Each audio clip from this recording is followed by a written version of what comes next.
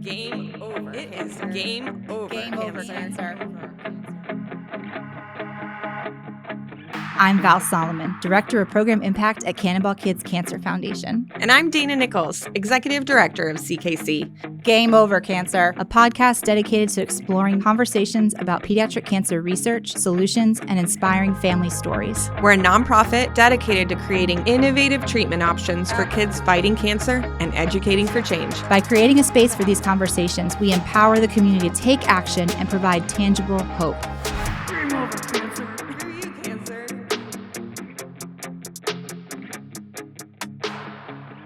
Today's episode is all about Me.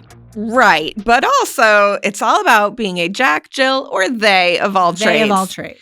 We talk about wearing different hats in nonprofit, and today we're talking to someone who's worn just about all of them. It's our very own Game Over Cancer host, Val Solomon. Yay! Enjoy. Well, she's the Director of Program Impact at Cannonball Kids Cancer Foundation and co-host of this podcast. She's been a nonprofit nerd for 17 years, working in social services, arts and culture, health, holding positions ranging from program assistant to interim executive director. She also has a nonprofit consulting business on the side called Blueprint Nonprofit Consulting, where she focuses on helping small grassroots and volunteer-led nonprofits. You've met her. You love her. Please welcome Val Solomon. Hello.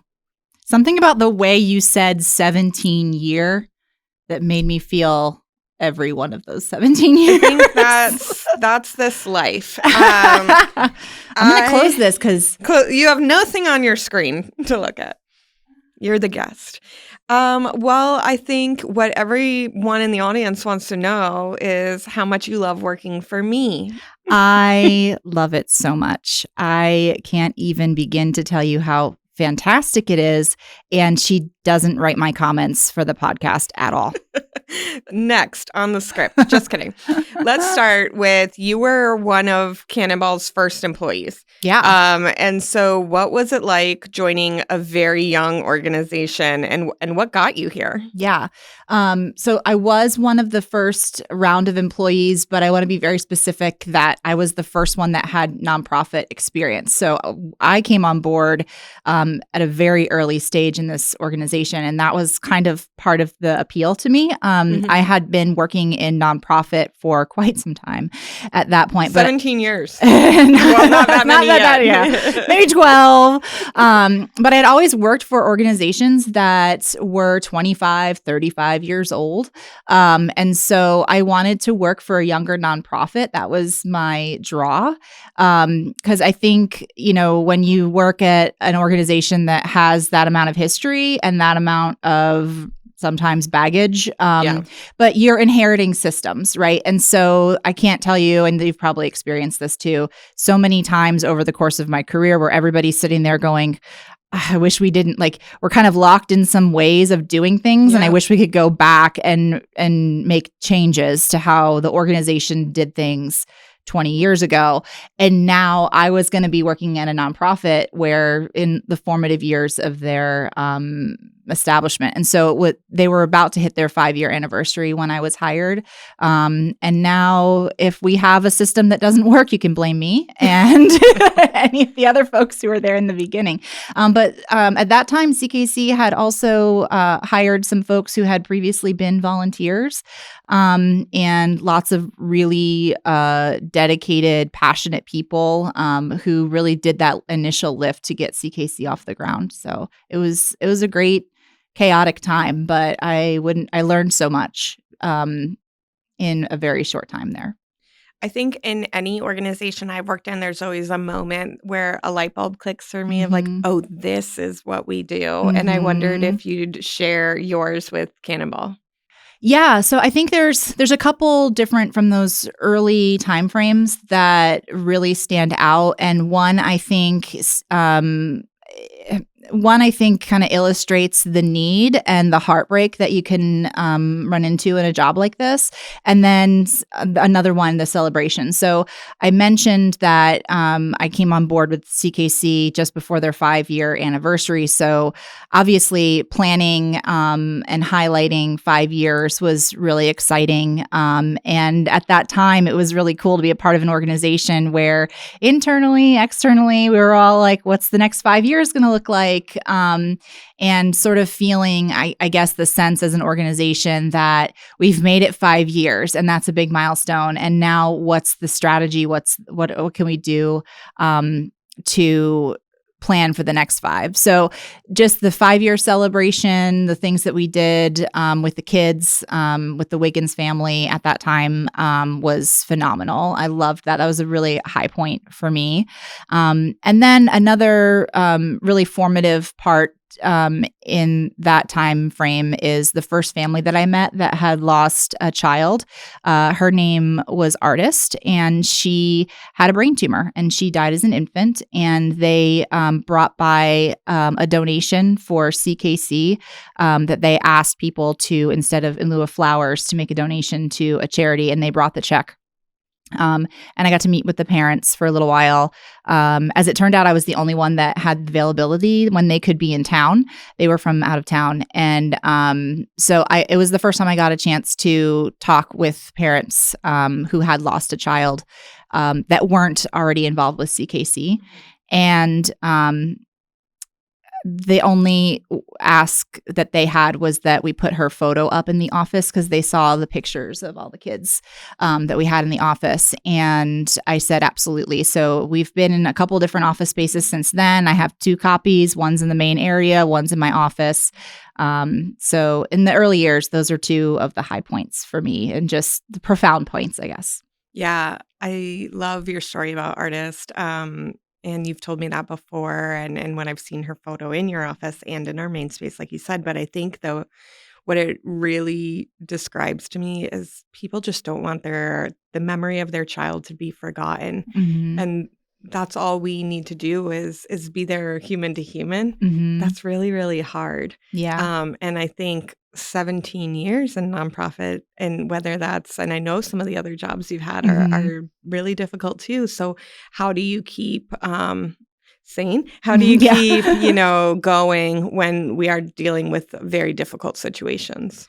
That's a great question. And I don't think I would still be in nonprofit had my first job, not a few roles, not been involved with Pace Center for Girls. So at the time we were living in Gainesville, and I worked at the Alachua Center. We have one here in Orange County as well. It's a Florida state. I believe they've opened up centers outside of Florida now, maybe in Georgia.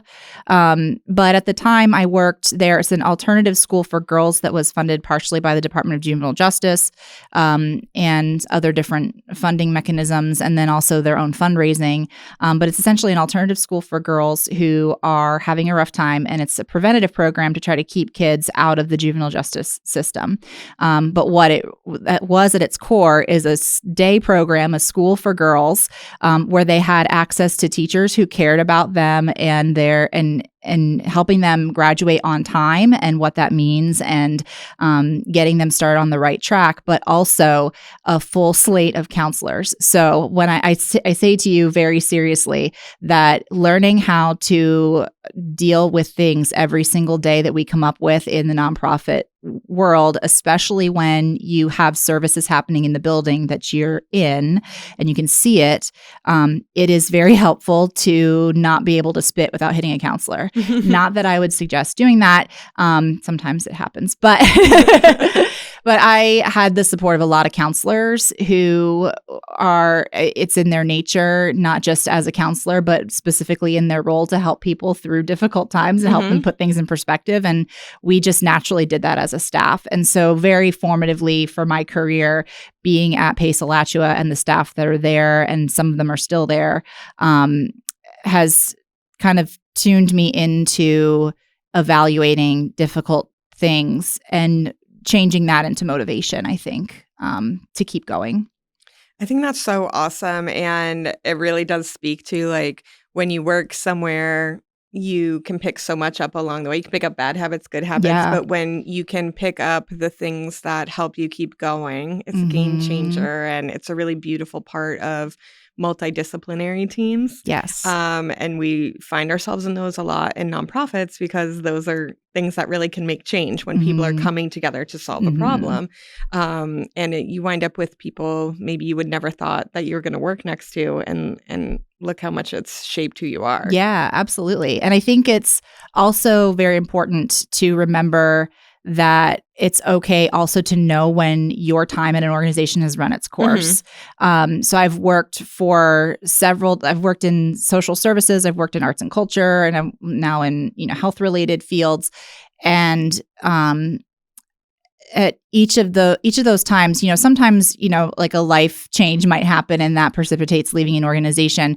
But really getting to know who you are, your skill set, but also what you love doing and what your boundary is around what you can't do or won't do or don't want to spend your time doing. I think every job has tasks that we would rather not take care of. But if you're spending your time in a very productive way in things that you care passionately about, then I think that makes it easier to stay within a job. And recognizing when either your fit for the organization is off or your experience there has just run its course. I've worked at organizations where I learned a whole lot and I kind of tapped out with what I could do at that organization. And then a move is necessary or desired. And just knowing that that's also okay. Yeah. I think it's really hard when you work in nonprofit, especially if you're passionate about a mission. I think we tend to draw employees who are very talented and they choose nonprofit sector versus private sector because they believe in having bigger impact through mission. I think that's a big draw. I think you could say that. And also you tend to have people who stay too long because they feel so dedicated to a mission and not knowing when to step back and say, I'm not good for this mission anymore, or this mission's not good for me anymore. Yeah. And that's really important. And I think, too, there are other realities that keep us in jobs. So we can't have the silo of passion and purpose without also, and I need a roof over my head and I have a mortgage or rent to pay. And so you are battling sort of this whole jar of, circumstances. But I think anyone can tell you it's not even, a bad job is bad for your mental health. A job that has stretched you too thin or you've come to the end of your rope on can be really, really hard. And being able to show up for yourself means you're able to show up for a mission much, much better in the long run. I think that's part of the reason, too, why the shift into CKC and into such a younger organization.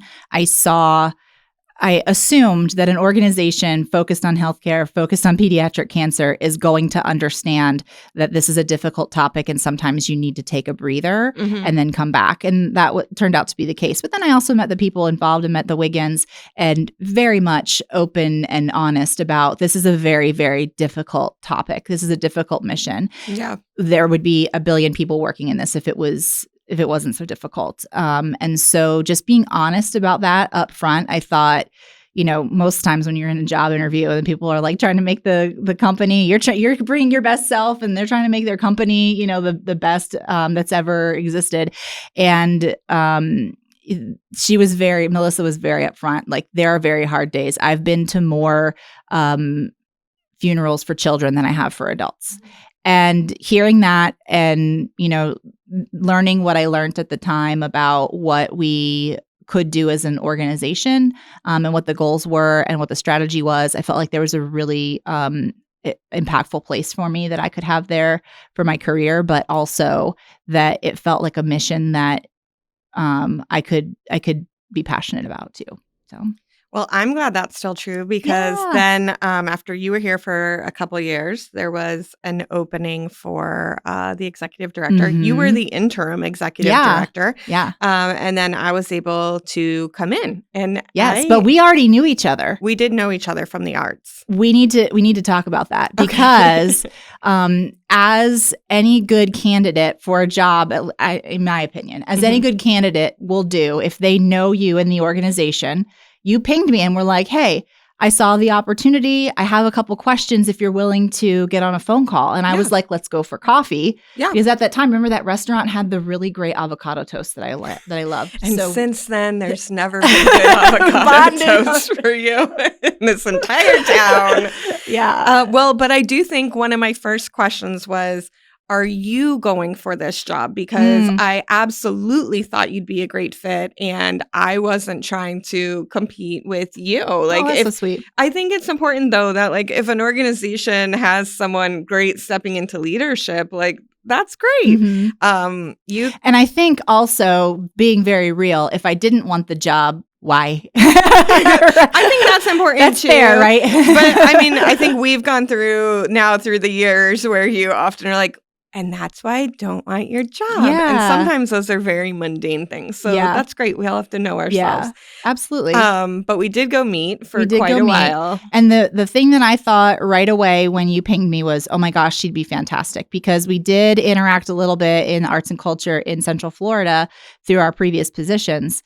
And every time I saw you, I always thought, what a great leader you were. Because you would come to these meetings. Your organization would come to meetings at my organization. And technically, whoever was like being one of your team, my subordinates would have been there. You could have sent them, but you always came as well.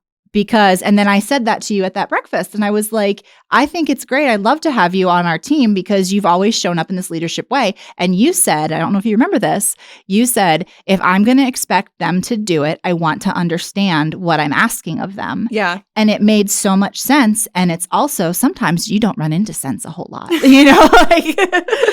So when you hear it, you're like, oh my gosh, I hope her resume is complete and comes off really well. And look at us now. Here we are.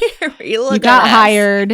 And yes, so I mean, the point of your question, I think, and the winding trail that I've taken here is that no, I was in the interim position out of dire necessity. And someone has to be in charge. Someone has to be in charge. Yes. And I was happy to do it at that time, but I was happy. Most of the reason was I was going to be helping to find the replacement. And I thought that would be a really great way to make sure that someone who could meet the needs of the organization at the time, but also moving forward was going to be, a leader that could do all the things we need to do to grow.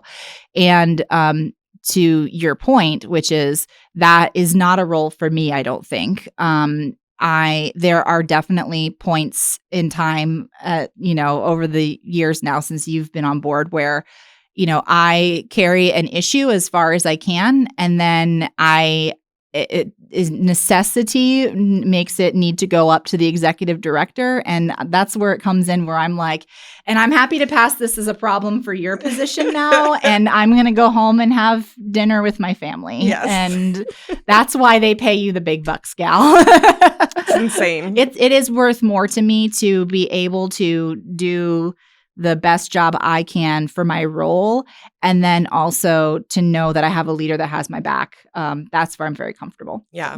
And so we've got bits, we've got a podcast, we've got jokes on jokes. But I think this also leads into that we've teed it up perfectly. Like there's a big plan. It's almost like I've seen your notes for this. Maybe you've seen the notes. I want to get into this thing where nonprofits are small most of the time. Even if you're at a big nonprofit, I think the biggest place I've worked had at times 50 people. That sounds insane. That's huge. That's huge. And also when someone works at a global company that has, divisions of people they'll never meet, we can't fathom that, right? Yeah.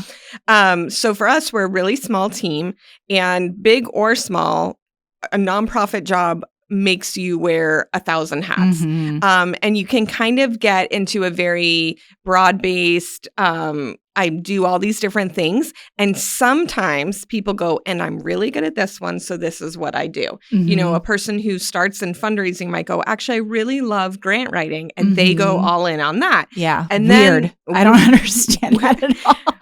I love you grant writers, but that is not me. We love grant writers. Please do what you do. Someone's got to do it.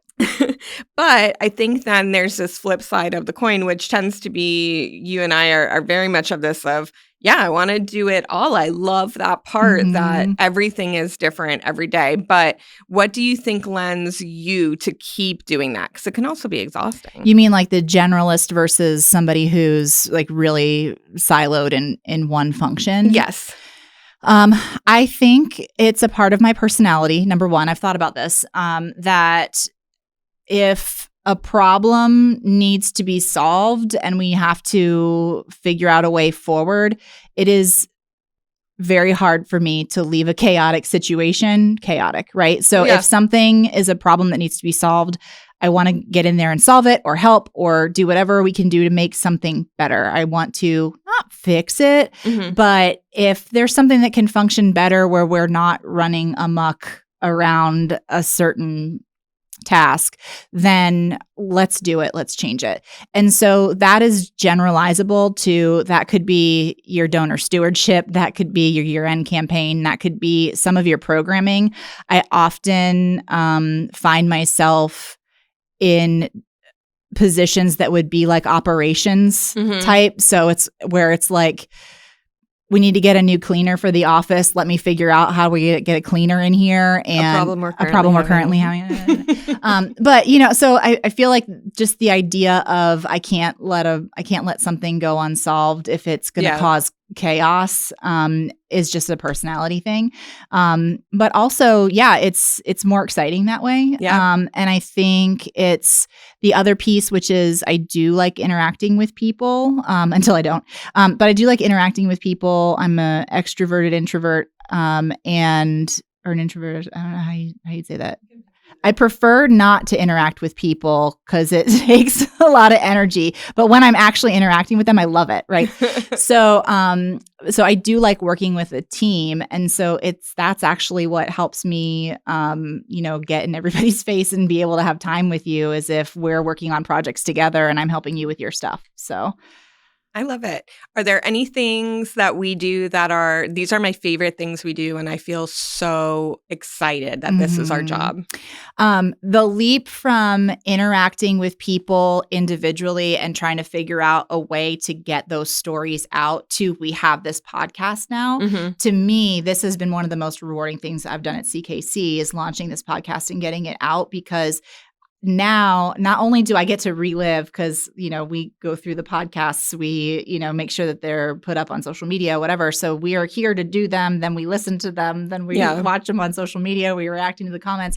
So, but it's so great to see people. This is the first time that we've had conversations with guests with people that we can then turn around and show others what the impact is. And people are responding to it. That's very exciting. Yeah, it's been really cool. That is really cool. And I think, in any nonprofit, so just generally speaking, whenever you're doing really high mission work, so there's like 80% of what you do is the behind the scenes. This is how to run an organization and queue up all the really big mission work. So we work all year long to fundraise to be able to give out grants.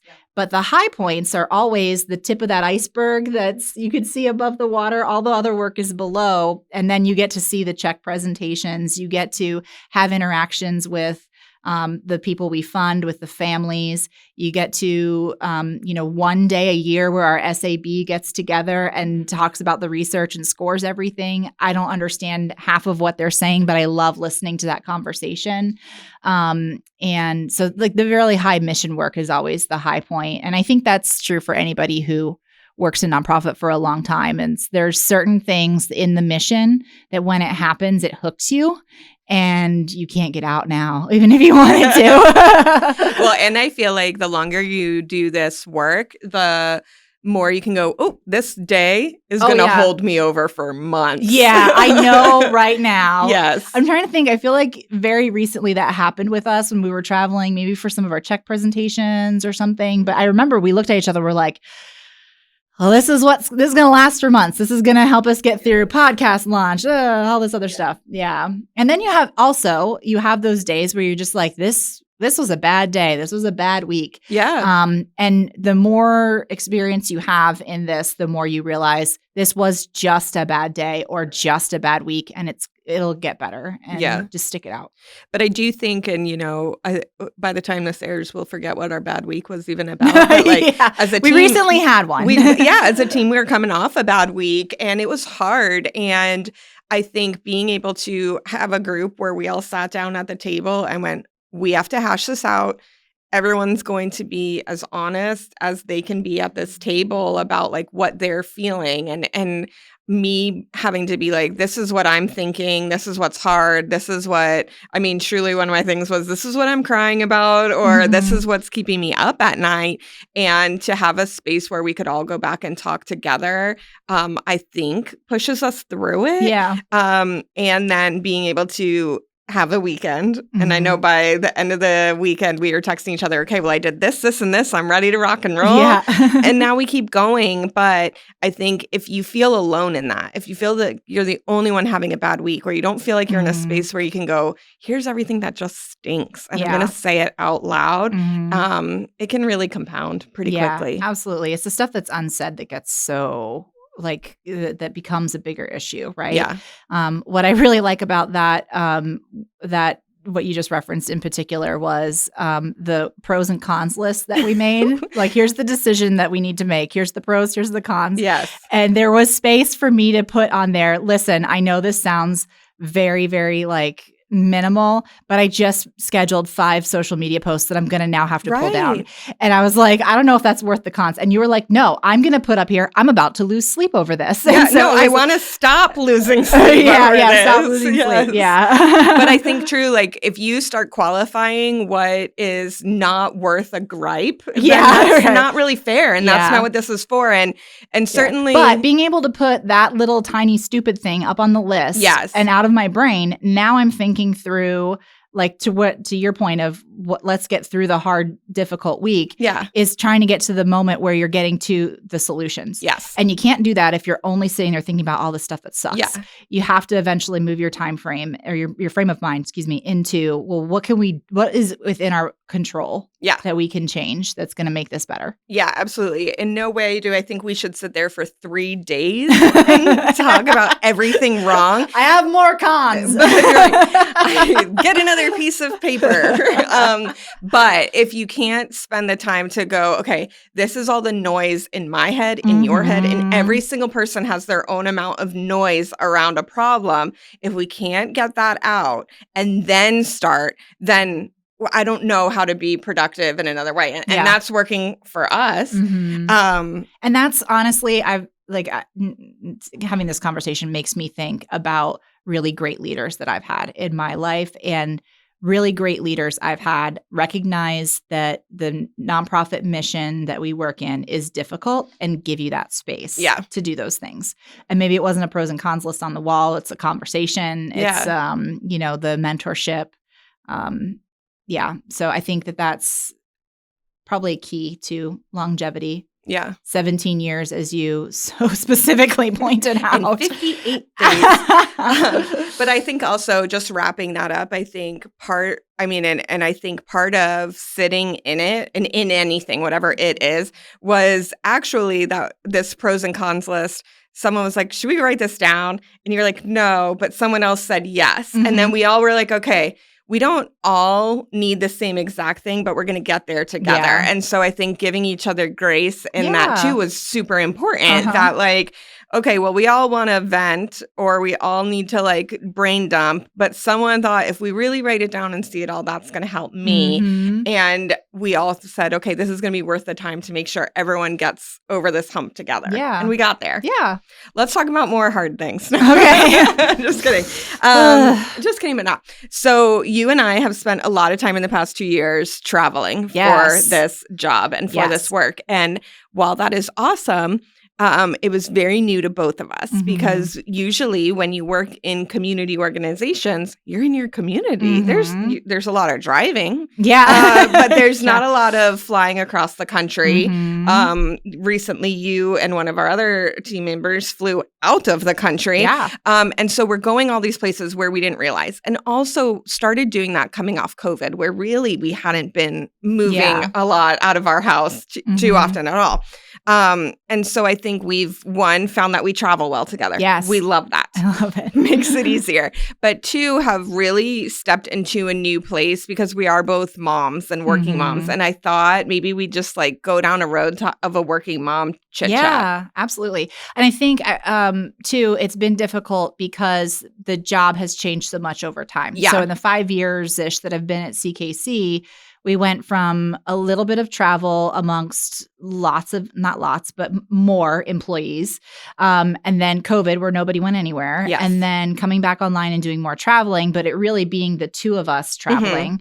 And now having more support and more help and bringing people on in a way that they can feel comfortable, which also means we still travel a little bit till some of our newer folks get a little bit more comfortable and they can go out of state and do an acceptance speech for some money that people are donating, or talk to researchers in different states, and just making sure they feel comfortable. Yeah. So now I feel like we're at this part in development of this where I can breathe a little bit. And in the main amongst all of that is my son is getting a little bit older. Yeah. So I think travel now is essentially a little bit easier.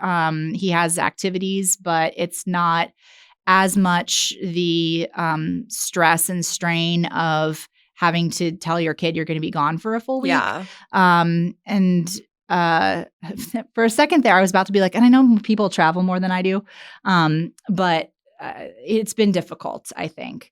But now it's getting a little bit better. And I think he loves what I do. Yes. I tell him very, I don't get very specific about cancers, but he's also a smart kid and has a lot of questions. And so he asks me a whole lot about my work. But I think that because he's able to understand what I do and why I do it, it makes it easier to travel and be away sometimes. Yeah, I think that, and I agree with you, it's hard to leave our children. This job is great. We've worked so long for it and so hard that getting to do these kinds of travel is incredible. Yeah. And yet there's mom guilt. That's real. Yeah. But I think one thing that's been really interesting, and our kids are all similar ages, is raising little tiny philanthropists. Oh my has gosh, been yeah. fun. And that all of our kids see the value in what we do and want to come alongside and be part of it. And because we're still shaping the culture of our organization, we've been able to bring them into it. And I think seeing that is pretty cool. Yeah. But there's been a couple times where Graham's come alongside what we're doing in really, really beautiful ways. And I thought it's a great high note to leave us on of kind of closing out this idea of we do hard work and it's still really beautiful. Yeah. So you want me to tell that story So very quickly? No, I mean, you should take 20 minutes. Everybody needs a second part to their commute while they listen to this. So one of the things that I do at CKC is work with the storytelling. So this podcast, but any of the videos that we put together for our special events, we work with the families to help tell their stories. And part of that is reviewing all the edited content that comes back. And we were prepping for, I think it was Gala, and our video came back. And so I was watching it at home, and my husband heard it starting, and so did my son. So they came around, they were watching with me. And when the video was over, my son, who was 7, 8 at the time, went into the other room, and I was like, I guess it wasn't a hit. He's just like, okay, great video, Mom. Bye. And so, but sure enough, a few seconds later, he came back with his piggy bank, and he said he wanted to give money to the kids who need better medicine. And I think he had like $7 that he pulled aside. So this job has been a gift, not just, for my career, but watching my son fall in love with philanthropy like I have, and to be able to Feel like he's doing good in the world, has been amazing. And so at Gala, it was so sweet. Then Megan, who was helping to make sure all the names for people who donated $500, $1,000, $5,000, $10,000 got up on the screen. And there was Graham's name with his $7. Yes. And I got a picture of it and showed it to him. And it meant the world to him. It was so wonderful. And to us, I mean, like, I love the idea that he is part of what we do. And you know, again, whether that's traveling out of town or just being at a gala, which takes us a whole weekend away from our families, that he was there with us was like, this is so important, but it's important to all of us. And we found ways to make sure our kids are with us. And it was really beautiful. And it reminds me how good donors kids are and like social change makers they are, because they're like, why don't they have better medicine? Yes. Like, well, it's kind of but they should just make better medicine. I'm like, I hear you. Yes, we're trying. There's a level of like that transparency that children have with us all about everything. And when it comes into this, it's so good too. I'll read you for sure. We could keep talking forever, but we're being told to stop. So we will have another episode at another time. We talk about our tiny philanthropists and our beautiful work more. But this is what we do every single day. You can hear the passion behind our team. I am so extraordinarily lucky to lead this team and do this work. If you want to come alongside us, you can visit cannonballkidscancer.org and be part of what we are working so hard for, which is better treatments for kids who need it most. Like, subscribe, and review our podcast because it helps us educate for change. Absolutely. Thank you for tuning in. Thank you for facing this head on with us. It means the world to us. Until next time, I'm Dana Nichols. I'm Val Solomon. And we will see ya later. Join us as we transform fear into courage and turn adversity into opportunities for change. If you want to be involved in the conversations that create change in the world of pediatric cancer, take a moment, share, like, and subscribe. Absolutely. Screw you, cancer. Get the heck out of here.